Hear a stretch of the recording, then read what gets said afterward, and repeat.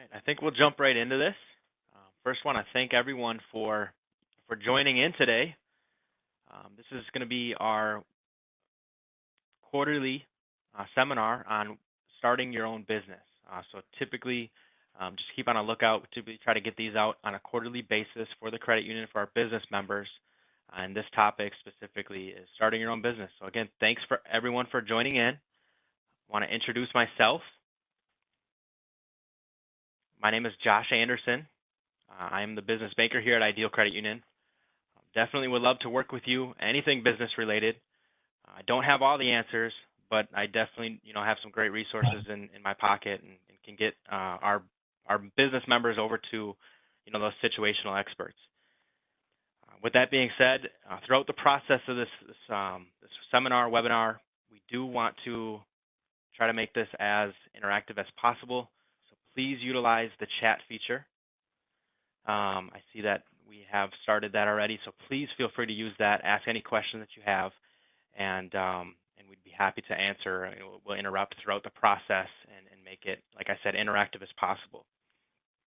So next, I just want to introduce Tyler. He's going to be our guest speaker today. He is with Open a Business. They've been a great resource for our business members, and Tyler specifically being that the geographic location to our membership, and he's been a great resource for our business owners. So I'll hand it off to Tyler. Great, Josh. Thank you so much, and thanks for everyone for joining.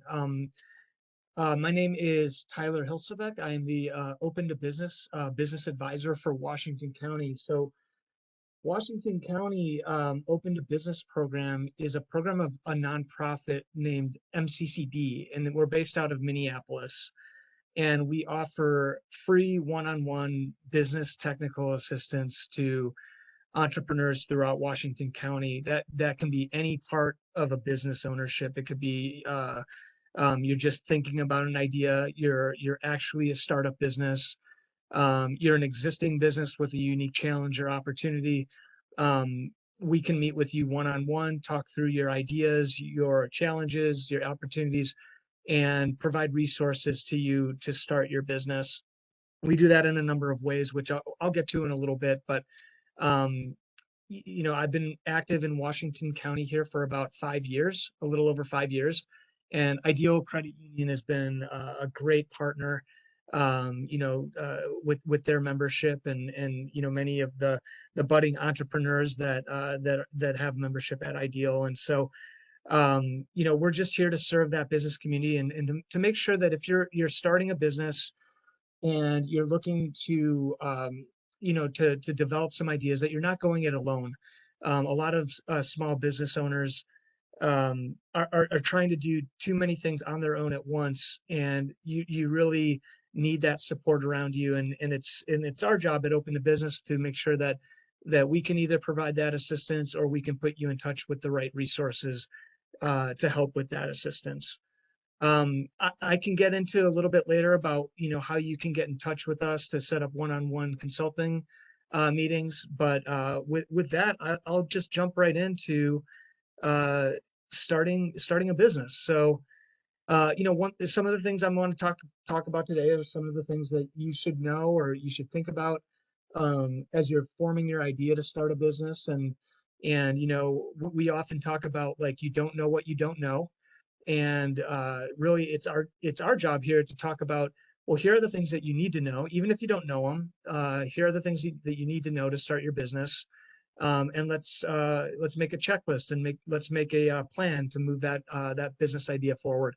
So when you start your business, you're on the most solid footing, and avoid all the obstacles that causes businesses to struggle. A lot of times when businesses are starting up, they struggle because of completely avoidable things. It's just setting things up correctly, thinking about the right things, and then moving your business forward. So with that, let's get started.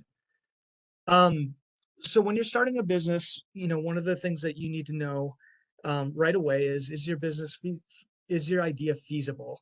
And so you want to answer yes to all of these questions. So is your idea serving an unmet need in solving an an unmet need and solving an unserved need.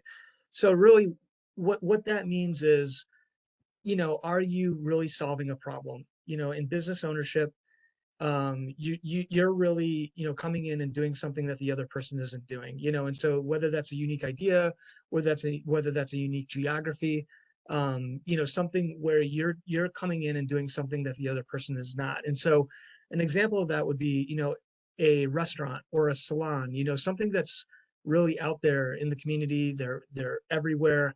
What are you doing that's differentiating yourself? Because if you're not doing that, you're just going to be like the next person, and you're not really going to build your market.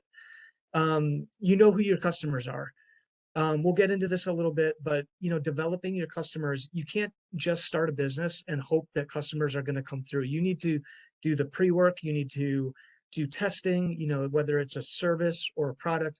You need to know kind of who your customers are. You've tested that. You've polled people. You've determined what your customer base is. Now, we'll get into that a little bit more in the business planning section, but really knowing where you can target your efforts. You're not marketing to the whole community. You're marketing to who is, consuming your good or service. What it'll take to start and run your business. Business ownership, anyone that's been around business ownership knows that running a business is not a 9 to 5 endeavor. It's a full-time, like really full-time, all day, all night type of job. And so understanding that and knowing that it's a full-time job, if you don't know that going in, you're going to burn out. And so, an example of that is, I was working with someone that wanted to start a coffee shop, and we were talking through it, and really, when we started talking, I just kind of said, do you realize that you're going to wake up at 4:30 every morning? And they kind of said, well, I didn't really think about it that way, but just thinking about all the angles that it's going to take to start your business and to be on call all the time. um, you understand what it takes to obtain funding. This is a huge, huge issue with starting a business. And so we'll go through a little bit, of what you'll need to do to obtain funding for your small business. A lot of traditional lenders really shy away from financing startup businesses. And so we can talk about kind of what you need to do, what different outlets are there for you to obtain funding to start your business, because ultimately, not having the right funding for your business is one of the reasons that businesses fail. People start businesses when they don't have enough to get the business up and off the ground. And so it's not necessarily that the idea is wrong, it's that they don't have enough time to develop the market. And so just making sure that you have enough runway to start your business. And then finally, you're ready to work to make your business successful. Again, you're going to need to be the face of your business. You're really going to need to go above and beyond what you think you're going to need to do to make the business work. So, is business ownership right for you? I think that um, business owners absolutely need passion to start their business. And what does that mean? Does that means that you'll work tirelessly to create the service or the good that's demanded by your target market. It's something that really comes through the business owner. When you're talking about small businesses, you're the face of your business, so your passion is going to come through, and that's going to create your market. If you're passive and you don't really care, you're just in it to make money, and you don't really have a drive for that business, it's not going to work. You're going to need to build that on your own. Do you have the expertise? So the expertise, that's a pretty broad category. So the expertise can be, do you have experience in your specific industry? If you're starting a restaurant, have you run a kitchen before, or have you run the front? Have you run the front of the shop? Have you done the management? And if you haven't done that, or you don't have any expertise in your industry, what are you going to do to get that expertise? And then, do you have the soft skills, and do you have the skills of building your brand, problem solving, communication, strategic planning, and organization? Do you have those skills to get your business started? Do you have the financial resources? That's another one that's huge. Do you have the resources to get the business started, the working capital necessary to get your business up and off the ground? And then, do you have the support? Like I mentioned before, business owners really get in trouble when they try to go it alone. And when you have the support system around you, you're really in the best place to move your business forward. We'll talk about the different areas where you can build that support system around you. Make sure that you've got either a mentor or you've got professional help that helps you in different ways. Because definitely running a small business on your own is a huge lift. And so we just want to make sure that, help is out there and that you're accessing the right help to make sure that you're putting yourself in the best place to run your business. When I talk about the different responsibilities that business owners have in starting their business, here are just a few of them. Not only will you be the CEO or president of your new company, you'll be responsible for all these different functions because ultimately it's your baby. You're working through all of these different functions. So administration, who's handling the paperwork, who's filing, for the legal entity, who's doing the accounting, who's your bookkeeper. Are you learning that bookkeeping function on your own? Human resources, hiring, firing. That's for businesses that are, have a staff on hand, and if you're a sole proprietor, you might not be in that stage yet. But when you're hiring new employees, do you know what you need to do to hire and manage those employees? Do you have an employee handbook? Things like that. Marketing, which we'll get to in a little bit. Marketing is always an evolving endeavor. We talked a little bit before everyone got on about the different social media trends that are going on, TikTok, the different things that you have to have for your business. Facebook, certainly Google, different ways that you can market your business on a free basis, but then also when you're further targeting your markets, what are some things that you can do to expend some dollars to make sure that you're marketing to your target markets? Sales. So this is going to be, for business owners, the primary business owner is going to be really in charge of the sales and really getting your business out there. And that's going to be a lot of boots on the ground out there, meeting with people, meeting with clients, making sure that you're focused on growing your business. And so you want to make sure that you've got everything in place, that you're in good position to go out and meet people, meet different groups that you can partner with to make sure that you're setting the stage for your business to grow and start. Customer service, you want to be able to, respond to reviews that you get, handle testimonials, complaints, anything that you have to build relationships. Production and fulfillment, if you've got, manufacturing or anything that like is a good that you're delivering to people. IT and also location, where are you ultimately going to have your business? Is a home-based business? And if it's not a home-based business, if it's somewhere that you are opening a storefront, do you understand the lease? Do you understand the purchase agreement? Do you understand what you need to do to get the support that you need to make the right decisions in choosing a location? And we'll get into that a little bit too about support that you can get to look at those sorts of things. When you look at all the things that you need to start your business, you're gonna say that you can't really be an expert in all of those categories. I mean, it's just not completely possible. So what we really impart on our small business owners or our potential small business owners is to identify where your weaknesses are, and along with your strengths. You want to accentuate your strengths, but you also want to know where your holes are and what you can do to overcome those weaknesses. And so one thing you can do is definitely you can improve your skills in the areas where you're weak. You can learn a skill. If you're not good on QuickBooks, or you don't know how to run your payroll or stuff like that, there are ways that you can do to really enhance your skills. But what you really want to not do is get bogged down on a certain area. One thing that I hear a lot from business owners is, I just don't understand my books. I don't understand the numbers.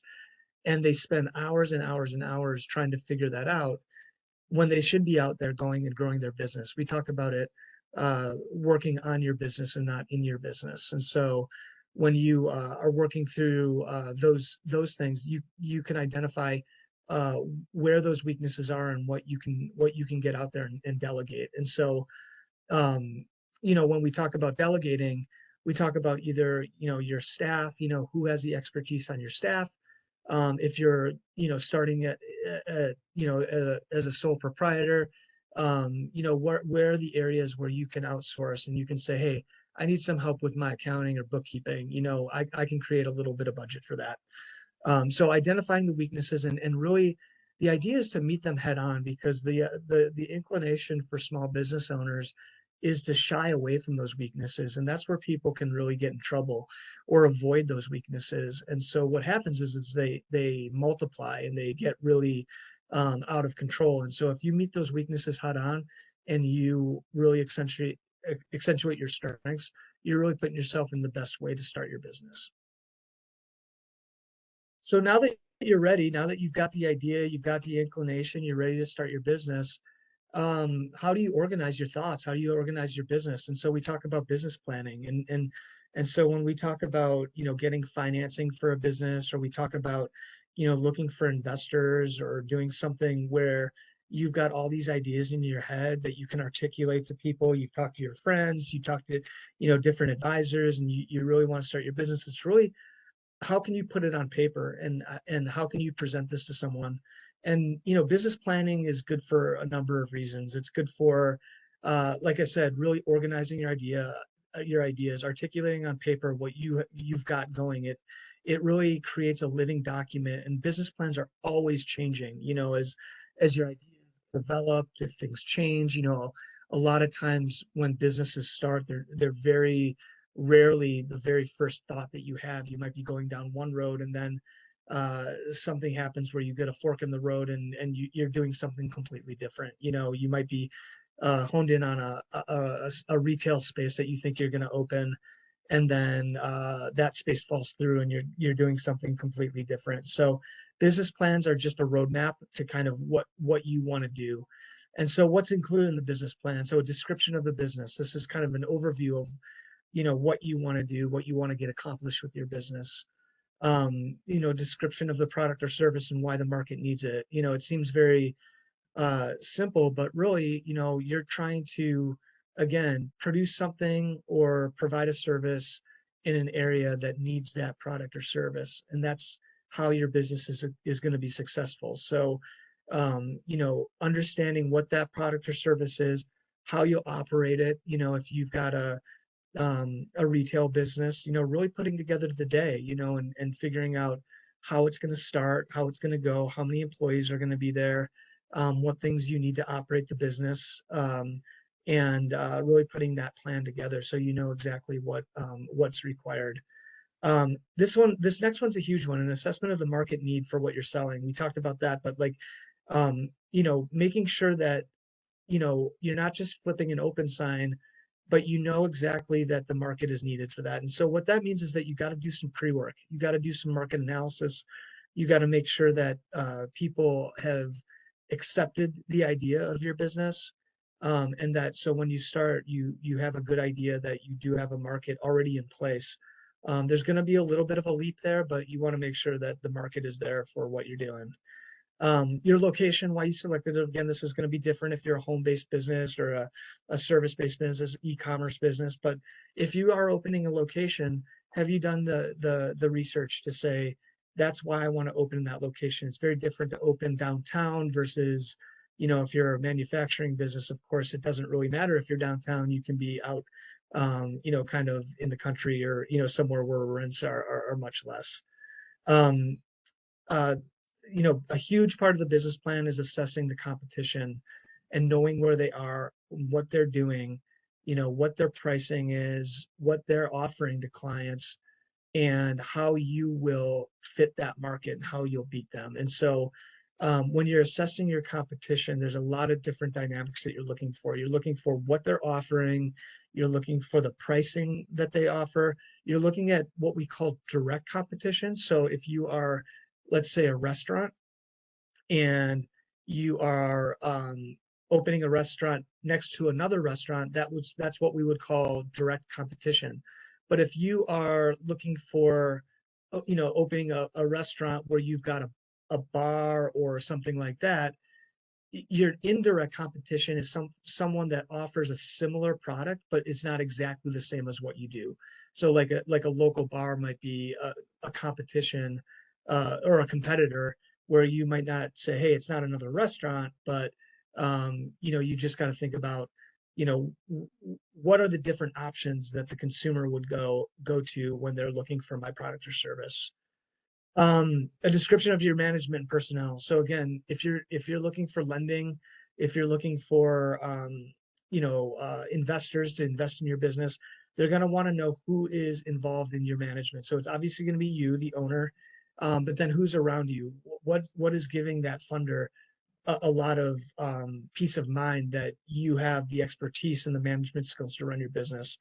And then how will you use the funds? If you are fortunate enough to get that financing, the capitalization of your business, um, where will those funds go? And what will you do to start your business? What will you do to start that business? And we'll get into that in just a little bit.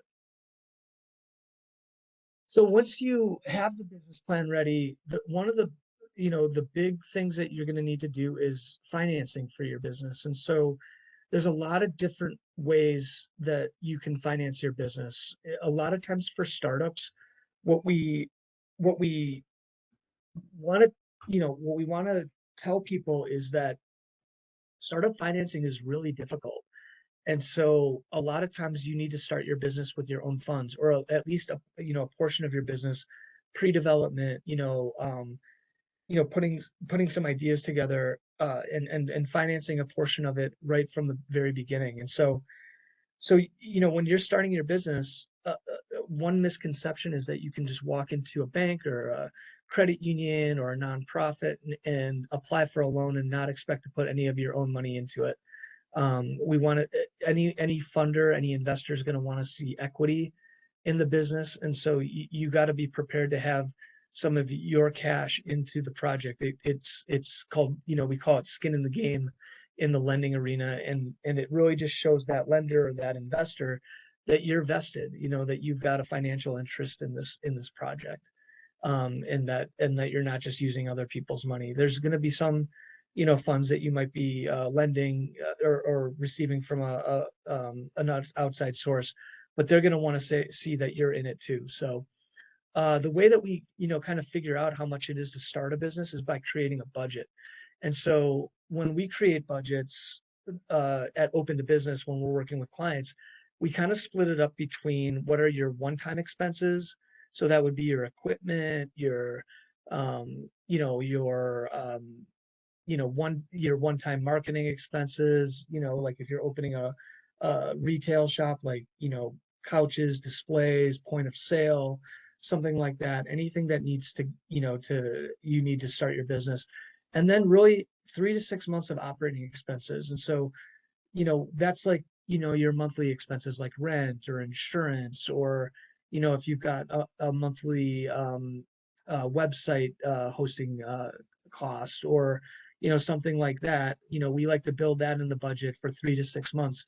And the reason we do 3 to 6 months is so that you've got enough time to start your business. Very rarely do businesses start and you're already, like, running at full capacity. So you want to allow yourself time to grow and to raise your sales and do all of that. So when we're doing startup budgets, we do those fixed expenses, those one-time expenses, and then those operating expenses. And I will share with everyone, we have a startup budget that we use for Open to Business. I'll share that with Josh and the team at Ideal. So we'll make that available for everyone, just so you can see what I'm talking about. We don't really have time to go through the budget right now, but just the idea that you have the budget, kind of what those startup expenses are, and making sure that you've got all the funding accounted for. And then how will you fund your business? We in the banking world, we talk about sources and uses of funds. So the sources of funds is everything that you need to fund your business. It's the owner's equity, that's the cash that you're putting in the business. If you get a bank loan, if you've got friends and family investing, or if you've got other sources of funds that will help capitalize your business. And then the uses are really just everything that you're going to be needing for your business to get started. So that's your equipment, your inventory, your soft costs, your rent, loan fees, any other working capital that you need to get up and running until you can get to that, what we call the break-even point. And so that means, just simply when the sales revenue that you're taking in exceeds your expenses, and so that the business supports itself. Very, very few times does a business start where you're always going to be running at a cash flow deficit at the very beginning while you start your business, unless you get something that really hops right away. But for the most part, you need to build in that working capital to give yourself the time to get your business started. And the way that we kind of figure that out is to create a monthly cash flow projection. And this is something that is, kind of mysterious to a lot of people. How do we do those numbers?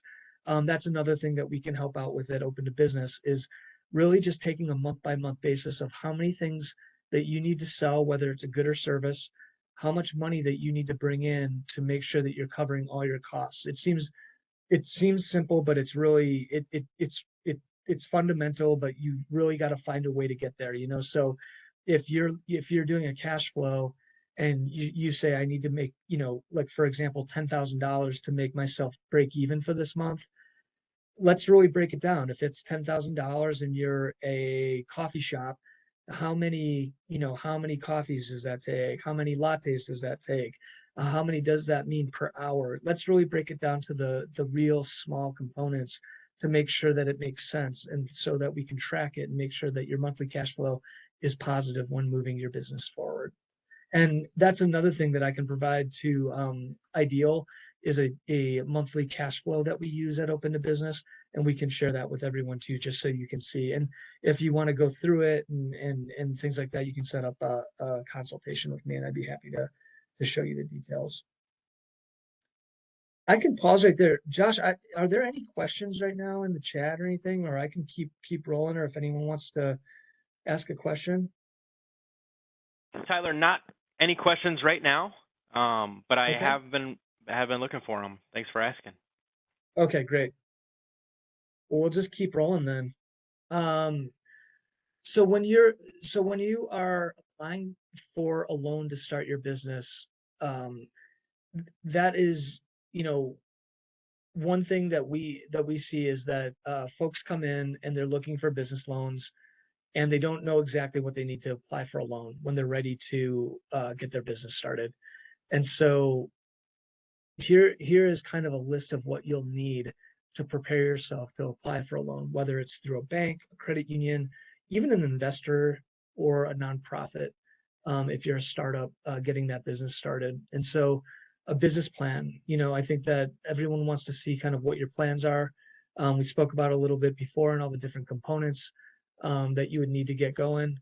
Um, your business financial statements, and so that would be for existing businesses. But if you're not an existing business, they're going to want to see your projections. And not only are the lenders going to want to see your projections, they're going to want to see how you get to your projections. So if you say, hey, I think I'm going to make, $100,000 in revenue my first year, and then in the second year I'm going to make $500,000 in revenue, they're going to want you to be able to explain how you get to that number. And so really understanding your projections and being able to articulate that to a banker, a credit union investor, is going to be really important. And it's going to be important for you to know kind of how you get there, how you're going to get to those numbers, because a lot of times we see projections that are just numbers, and that we don't really understand the components that get to those numbers. You'll need a personal financial statement.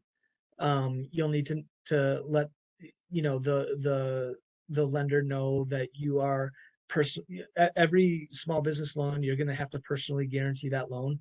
And so that just means if the business fails, that you're still personally liable to pay that loan off. And so they're going to want to see your personal financial condition, run a credit report, and just to make sure that you understand what taking out credit means, that you've got assets. In startup lending, you don't necessarily need to have a robust personal financial statement, but just really to make sure that you've got your debt under control, and that you know kind of how to manage your personal cash flow. Your personal business tax returns is something that you'll need. If you don't have a business, obviously you won't be producing those business tax returns, but Certainly the bank or credit union want to see your personal returns. The sources and uses of funds, as we mentioned before, kind of what are the funds needed to capitalize the small business, and how are you proposing to do that? Typically in startup situations, the equity requirement is at least 20%. A lot of times it's higher than that. So meaning the total cost to start your business, you'll need to come up with a pretty good portion of that from your own. And so going in and getting 100% loan is really unlikely. The credit report, like I mentioned before, though, any funder who's going to run for credit report, they're going to want to know what collateral is available. So whether it's business assets, and if the business assets don't cover the loan, what additional collateral do you have to offer? So is it a second mortgage on your house, which a lot of people are resistant to, but a lot of times, it's necessary to get a deal to move forward. Do you have a vehicle or anything that you can offer as collateral for the loan that you're taking out? And then any project information such as, a purchase agreement, appraisal, contract, or any sort of estimate. So when you're starting your business too, you want to think about how the legal structure will work. And so a lot of times when you're a sole entrepreneur, we see a lot of sole proprietors. And that is just when you've got one person starting the business. And there's some advantages to being a sole proprietor. Your profit and losses are yours. You can take owner's draws. There are it's very simple, when you are working in a business that doesn't have a lot of risk. So like, for example, let's say you're a business coach or something like that. A lot of times we see sole proprietors, and that is a situation where you take your income in, and then you report it on your personal tax return on your Schedule C, and then that income or loss flows into your personal tax return. Some of the risks involved of being a sole proprietor is that you have unlimited personal liability. So like if you have a business, you open up a retail shop, and someone comes in and you have a slippery floor, and they slip and they sue you, they can come after you personally if you don't have a business set up. And so there's some risk involved with being a sole proprietor. It's absolutely the simplest a form of owning a business, and a lot of people do start as a sole proprietor when they're getting going. The more common entity that we see for businesses that start is a limited liability company. And so, you know, people generally form LLCs, as we call them, to avoid, as it says in the name, liability. And so when you've got a separate LLC from your personal assets, that means that you're personally separated from that liability. So if someone in that last example, slips and falls, and you have an LLC, they can come after your business, but they can't come after you personally. So it's a way to protect your personal assets. There's different ways that you can, track an LLC from tax purposes. But it's a lot of times it's treated similarly from a tax standpoint as a sole proprietorship.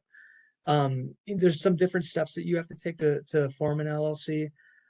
So you do need to go on the Minnesota Secretary of State site to form articles of incorporation or organization.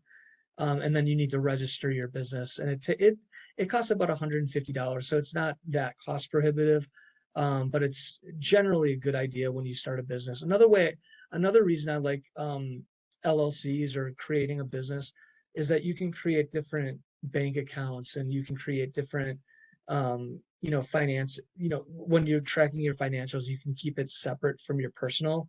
And so that's going to be a huge thing when you're doing taxes at the end of the year. So you would have your business LLC, you would set up a bank account with that LLC, and then you can really run things from there. You can set up your bookkeeping based on that. You can run your accounting at the end of the year with your accountant, and you don't have to go through your bank statements and say, okay, what was a personal expense and what was a business expense. It'll be really separate, and so it'll be nice and easy for you at the end when you're doing your taxes. in addition to the liability coverage that you get from running an LLC. With that, I will always say consult an attorney. We don't give legal advice, so everything you just heard was just kind of generally what I've heard, in working with bookkeepers and attorneys. Every situation is going to be a little bit different.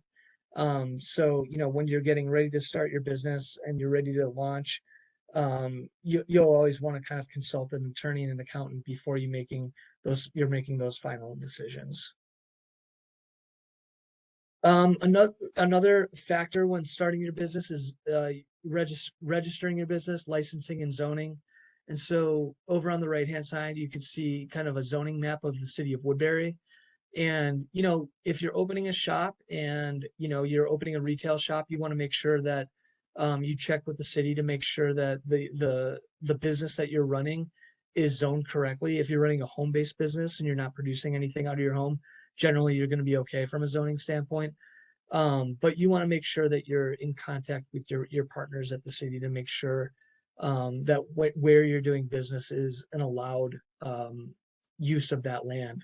And if it's not, you'll need to get a variance with the city. And a lot of times that's possible, but sometimes it's not. And so you just want to make sure that, whatever you're going to do business, if you're running an adult daycare, for example, you want to make sure that you're zoned correctly in the area that you're looking for. So you're not just renting a place, not knowing that if the zoning is correct. And so, you can work with your partners at the city. We can certainly help you out at Open to Business to make sure that, where you're opening your business it's got the correct local zoning for you to make sure that you're moving forward correctly. A huge part of what we're doing with your small business when you get started is marketing, and marketing is kind of a process of, getting your name out there and where you get your name out there and really identifying your target market. So marketing is going to be a huge part of your business plan. And so I think, historically it was, you put your ad in the newspaper or the yellow pages or something like that. But now there's so many different outlets out there. You want to make sure that you know exactly who your target market is, who your customer is, and how they're hearing you, how they're getting to you. So for example, if you're running a professional type business, if you're an attorney's office or an accountant's office, that you're on LinkedIn, because that's a very professional type social media outlet. If you're something that's more visual, so let's say you're a bakery or something like that, where you're making stuff where it looks, you've got to see your product, you definitely want to be on Instagram or you want to be on Facebook. And, so when we talk about social media, we talk about free versus paid. And so what can you do to get up on your social media, your Google, business account, your Facebook account, your Instagram account? What are the things that you can do to get up and running for free, and how do they communicate with each other? If you've got a website, how are they communicating with the website? And making sure that you're getting all of that out there on a free basis. And then if you need to take that next step and do some paid advertising, some push advertising within that Facebook or Instagram or anything like that, that you know exactly who your target market is. Your business website, I think that if you have a site, if you have a need for a site, you hear all about SEO and how you get, when people type in what your business is maybe and what your geographic area, how do you get to the top of that Google search? What are the things on your website that you need to include? Are you offering unique content? Are you using the right keywords? Are you posting enough? Things like that, things that are optimizing your SEO. So you make sure that, when people are searching for you, that Google and Yahoo and whoever is using, whatever you're using for your search engine is really putting your business at the top. Email marketing, we always encourage people to gather information about their clients so you can make them aware of different deals, different promotions, different events that you're involved with. So really building that email marketing. The mobile marketing is the same thing. And if you do have print marketing, it's something that we see less, but certainly it can be an outlet for you. One of the big things when you're starting in a local area is the networking and the word of mouth. You are going to be the face of your business. And so you really need to be out in the community. You need to be talking to people. You need to be spreading the word, because a lot of times people won't be thinking about the business in terms of the name of the business or what you do. It's that person, the specific person, that has the business. So you really associate the person with the business, and so that's why it's really important for you to get out there and really, at the beginning of your business ownership, you're really going to have to grind to make sure that you're making the right connections, the right networking contacts, so you can make sure that you're visible in the community, because that's going to lead to referrals, and making sure that the best compliment that you can receive as a business owner is getting a referral from an existing client. And so at the beginning, you know, you don't get as many referrals. It's going to be more you going out there and putting your name out there, whatever form that takes, whether it's physically you getting out there or you making the phone calls and connecting with the right people. But then what you'll see is once you start getting a foothold in your business, that you'll get more word of mouth and more referrals in, and so that will hopefully help with your marketing efforts. And then, just the professional services, you really need to have a good CPA. You need to understand your books. This is really an important thing.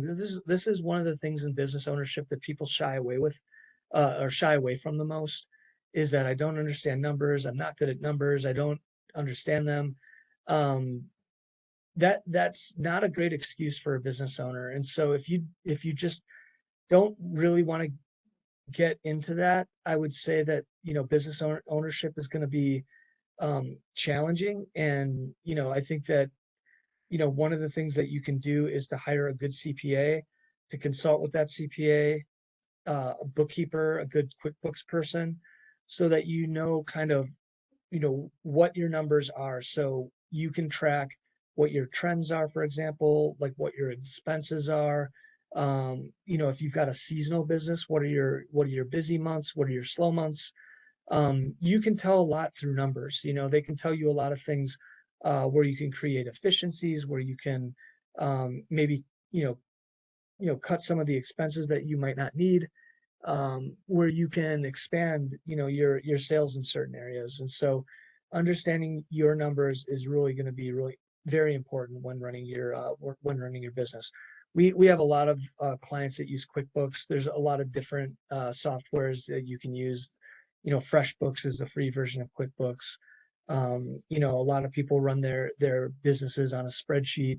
That's fine and good if you know kind of what you're doing, but when you grow and actually become a business, you're going to want to get more formalized and make sure that you've got a good bookkeeper in place, or a CPA, because ultimately that's going to be how you get financing. Understanding your books, understanding how to present your numbers to a lender, and so understanding your bookkeeping is a huge part of getting your business up and running. And then, finally, insurance. You're going to need to get insurance. The most common insurance is the liability insurance, for businesses. Just understanding that you need, different types of insurance for different types of your business. And so, like, if you've got a building that you're operating out of, having property insurance. If you ultimately hire employees, you've got to have workers' compensation insurance. Are you offering health insurance to your clients and things like that? And so, generally, at Open to Business, we don't get too far into the intricacies of the different insurances that you might need, but just to understand that you need a good business, or a good insurance agent, to let you know kind of what your situation is and what kinds of insurances that you need to make sure that you're running your business right. So finally, it's a lot of stuff that, and I think that, you know having a one-on-one advisor is really helpful, whether it be, a credit union um, advisor that can tell you a little bit more about the financing, or a business advisor such as Open to Business, where we can sit down one-on-one and really work through the startup, issues with you, and really identify your opportunities and your stumbling blocks, and and putting together a checklist or a plan to move your business forward and really create a culture of accountability and make sure that you're doing the things that you need to do to get your business up and running. Nothing is a substitute for hard work. Hard work pays off. No one in your business will put in more work than you. You know what it's going to take to put in the business, the time and effort, to put in your business. Of course, you want to work smarter than harder, but a common theme across starting businesses is that it's always more work than you think it is, and to reach out for support and really knowing that running a business on your own is really not an option. You need to have the support system around you. You need your mentors. You need your finance people. You need your marketing, people.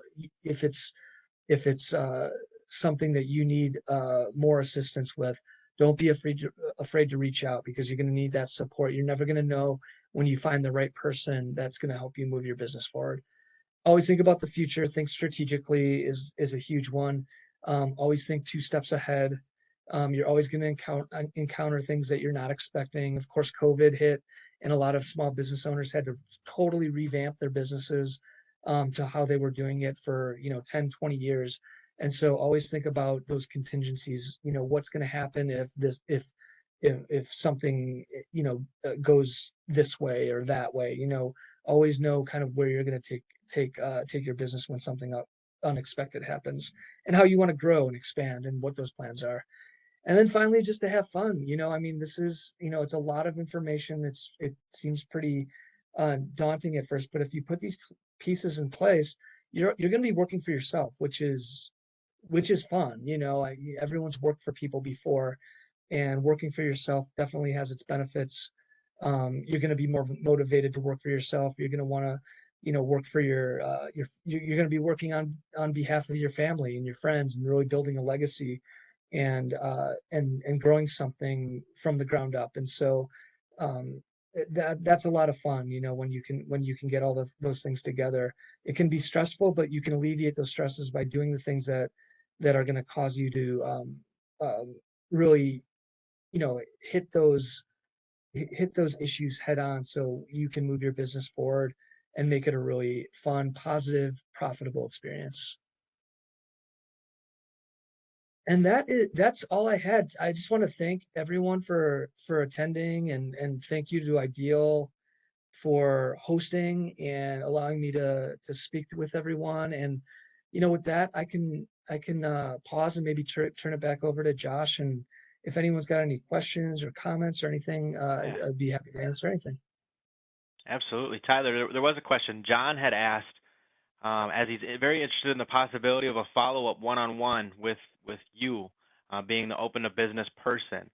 So being a business advisor, he wanted to make sure he doesn't lose out on that opportunity. So I know you discussed that briefly, but if you could just reference the best way to schedule something like that. Yeah, definitely. So you can get in touch with me by phone, by email. I'm looking for I was wondering if I could maybe drop it in the chat. I am not I can seeing the put it in chat. the I'll put it in the chat real quick, and then I'll look for a few more questions before we hop off, as we have a little bit more time until 6. But also want to remind anybody, as you are exiting the presentation, you will be asked about a survey. It'll help us improve, for future, as well as help us suggest and provide content that's relevant to you and your business. So we love that feedback. Thanks so much again for your time today. It's going to be 4 questions real quick, so if you could just go through that to help us, again, improve and provide content that's relevant. So real quick, I'm going to go ahead and update Tyler's information in the chat here. And then also, if there's any other questions, we're open to some questions before we sign off. And I'll just say, just the process is really setting up a one-on-one is very simple. There's a quick client intake form, and then we would set up either a Zoom or an in-person, and we'd sit down. The initial conversations are consultations are about an hour. Again, it's free to you. It's a service provided by Washington County.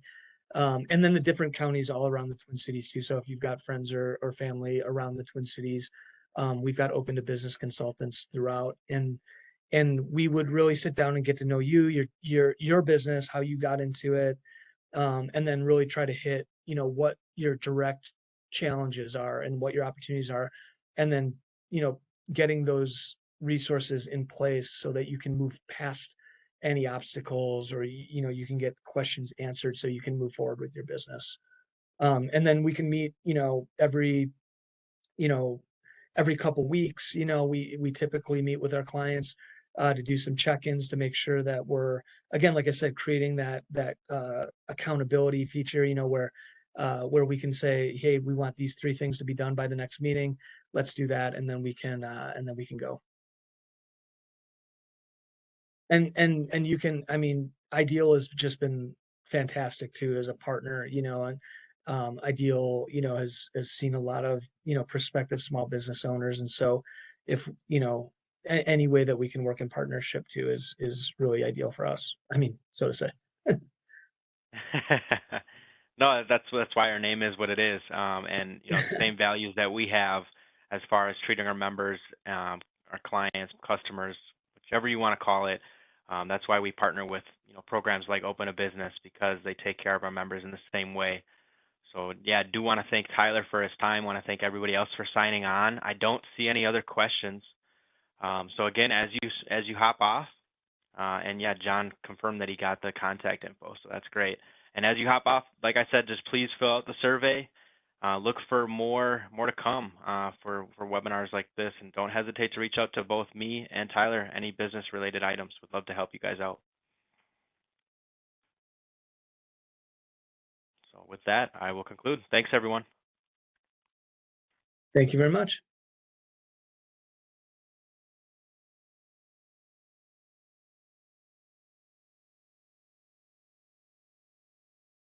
Hey, Tyler.